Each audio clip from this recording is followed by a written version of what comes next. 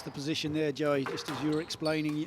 You're quite right, because Gaultier's actually closing his own court down. He's reducing the number of areas that he can hit the ball into, so he's restricting himself, really, unnecessarily. Well, that is a brilliant rally. I mean, Ramy Ashour was struggling to get in front of Gaultier for the majority of this rally. Hand out, 2-3.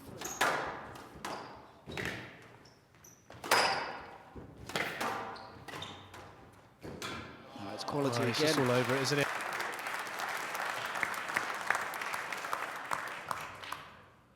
Hand out, 5-3.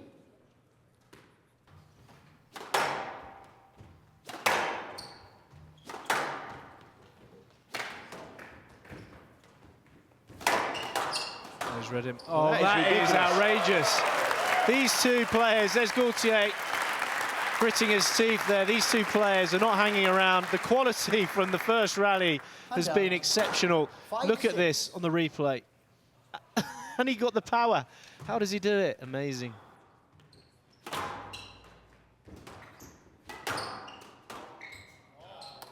This is an interesting part from Gaultier. He is really on song here, PJ. Well, he's got to be, hasn't he? But that's a quick look at the movement from from Ashour there. It's a bit strange. No.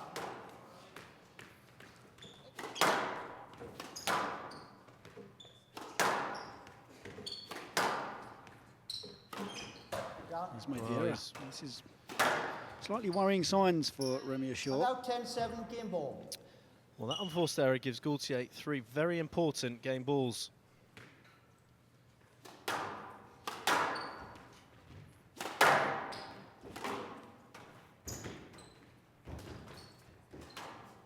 He's struggling to move here, Joey. This is a little bit worrying for Ramy Ashour.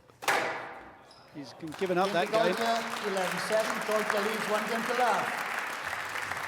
Gaultier played brilliantly throughout that first game and to close it out, but Ramy Ashour actually stayed on court for the whole of that 2-minute intermission. He was doing some movements, some ghosting movements, rubbing his knees, like trying to get the cold out of his body. Yep. He's still on, he's still rubbing, so it's like behind his calf. It's his calf muscle. See on the edge of gastrocnemius. So, I mean, we've seen that before. It's not unnatural for Ramy Ashour to, after a first game, he actually did it against Mohamed El Shabagi in the World Championships in Qatar back in 2012, where he didn't come off court. So he's moving pretty quickly now. We're just going back down to courtside. Well, he's had a tough match with James Horstrop, and at times a very tough match with Nick Matthew until Nick Matthew's back went, and he's pointing to his head, so maybe that's where the injury is. So I wonder how much of it is psychological. He's doing it again.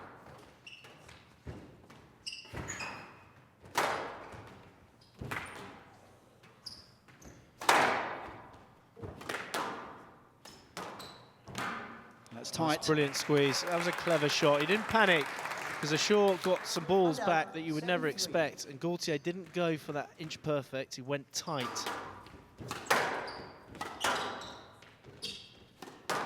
Another problem is, Joey, it's been very, very quick in duration, so Gaultier's not going to be feeling tired at all. Well, he's just not lunging at all. He's not wanting to get low there, Ashour.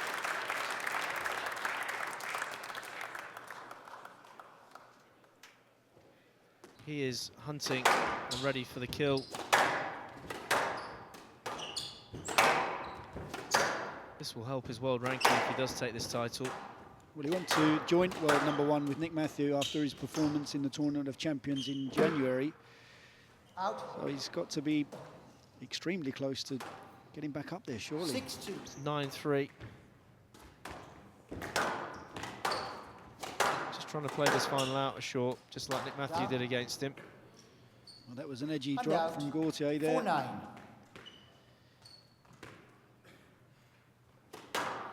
Too much of a gap, really, for Ashour to close, especially if a player of Gaultier's ilk. Well, look at that width. It's absolutely dead as a dodo on there. Perfect width.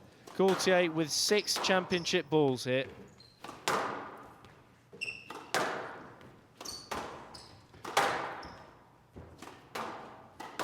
Down. And he's done That's it. to Gaultier, 3 games to Gregory love. Gaultier. 11-7, 11-3,